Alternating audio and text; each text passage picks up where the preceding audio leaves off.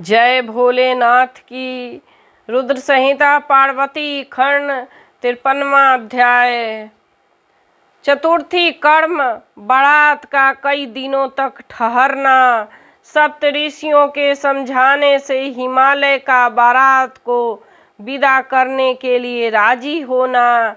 मेनका शिव को अपनी कन्या सौंपना तथा बारात का पुरी के बाहर जाकर ठहरना।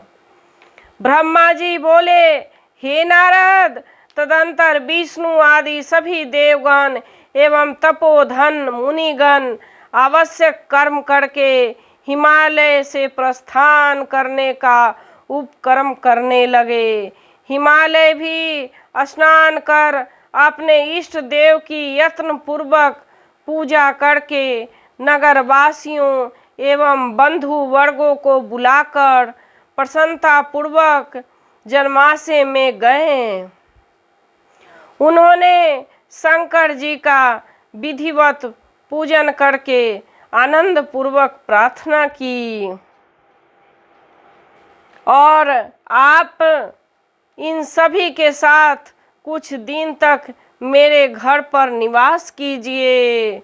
हे शंभु, आपके दर्शन से मैं कृतार्थ तथा धन्य हो गया हूँ, इसमें संशय नहीं।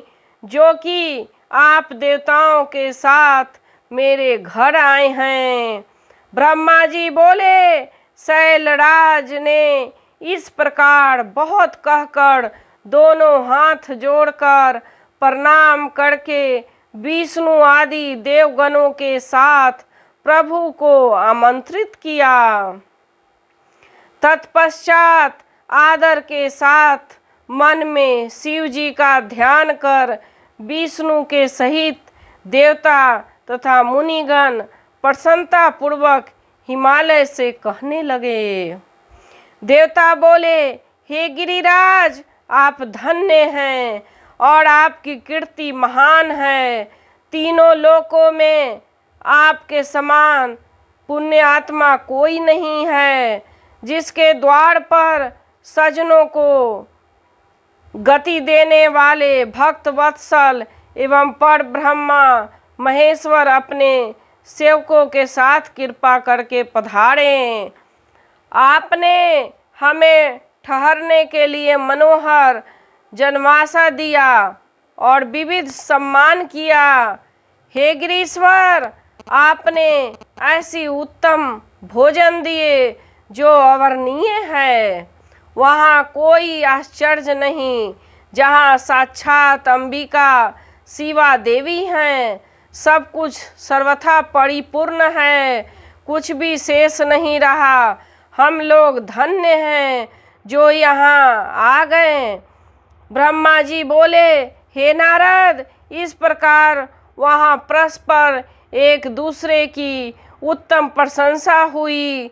उस समय वैदिक मंत्रों, साधु और तथा जय शब्द की ध्वनि होने लगी और नाना प्रकार के उत्सव होने लगा। मंगल गान होने लगा, अप्सराएं नाचने लगी, मागध स्तुति करने लगे और द्रव्यों का पर्याप्त दान हुआ। तत्पश्चात देवेश का आमंत्रण कर हिमालय अपने घर गए और अनेक विधि विधानों से भोजनोत्सव की तैयारी करने लगे। वे कुतूहल पूर्वक परिवार सहित प्रभु शंकर को भोजन कराने के लिए प्रेम के साथ ले आए। परम आदर से शिव जी के, विष्णु के, मेरे सभी देवताओं के, मुनियों के तथा अन्य गए हुए लोगों के चरणों को धोकर बंधु बांधवों सहित गिरिराज ने बड़े प्रेम से उन सबको मंडप के भीतर आसन में बैठाया। विष्णु, सदाशिव एवं मुझ ब्रह्मा सहित समस्त लोग भोजन करने लगे। इस प्रकार गिरिराज ने रसीले विविध अन्नों से उन सबको तृप्त किया। उस समय नगर की नारियां हंसती हुई एवं उन सभी की ओर यत्न से देखती हुई मधुर वाणी से गालियां देने लगी। हे नारद, इस प्रकार सब लोग विधिवत भोजन करके आचमन कर गिरिराज से आज्ञा लेकर प्रसन्नता एवं तृप्ति से युक्त हो अपने अपने स्थान को चले गए। हे मुने, इस प्रकार तीसरे दिन भी गिरिराज विधिवत दान, सम्मान एवं आदर आदि के द्वारा उनका सत्कार किया। चौथा दिन प्राप्त होने पर बड़ी शुद्धता साथ चतुर्थी कर्म विधिवत संपन्न हुआ, जिसके बिना वह उत्सव अधूरा ही रह जाता। उस समय अनेक प्रकार का उत्सव, जय जयकार तथा साधु शब्दों का उच्चारण, नाना प्रकार के दान गान एवं नृत्य होने लगा। पांचवा दिन प्राप्त होने पर प्रसन्न हुए सभी देवताओं ने बड़े प्रेम के साथ गिरिराज से विदाई के लिए निवेदन किया। यह सुनकर हिमालय ने हाथ जोड़कर देवताओं से कहा, हे देवताओं, अभी आप लोग कुछ दिन और रहें तथा मेरे ऊपर कृपा करें। ऐसा कहकर उन्होंने बड़े स्नेह से शंकर, विष्णु, मुझ ब्रह्मा तथा अन्य देवताओं को बहुत दिनों तक बड़े आदर के साथ ठहराया।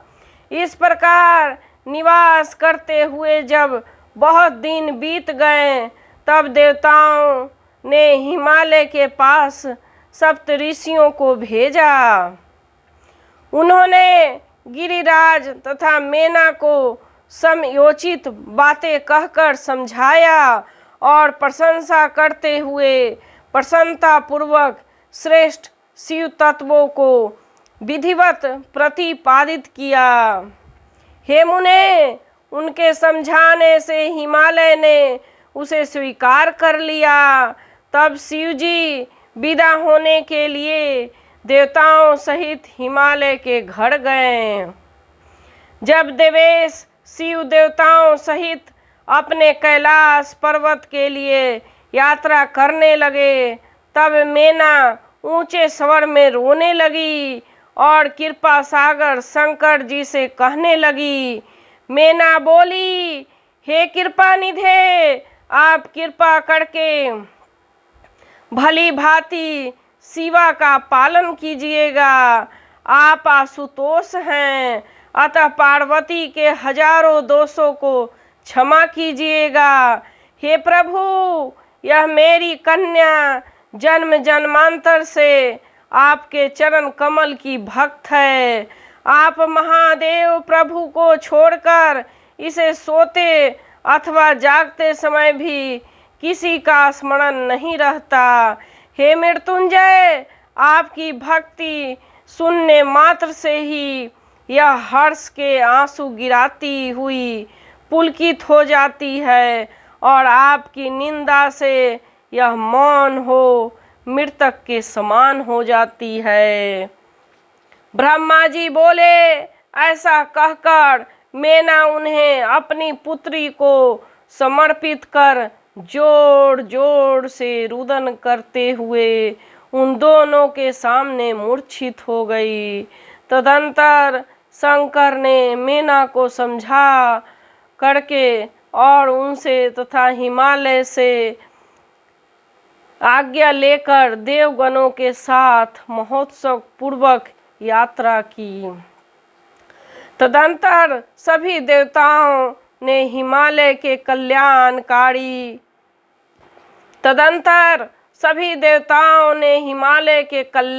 की कामना करते हुए प्रभु तथा अपने गणों के साथ मौन ही प्रस्थान किया।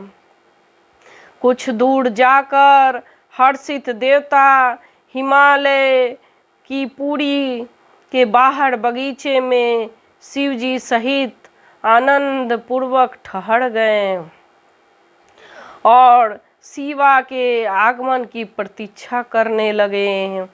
हे मुनीश्वर, इस प्रकार देवगणों के सहित शिव की उत्तम यात्रा का वृत्तांत मैंने आपसे कह दिया। अब उत्सव तथा विदाई के अनंतर होने वाले विरह से युक्त शिवा की यात्रा सुनिए। जय भोलेनाथ की जय भोलेनाथ।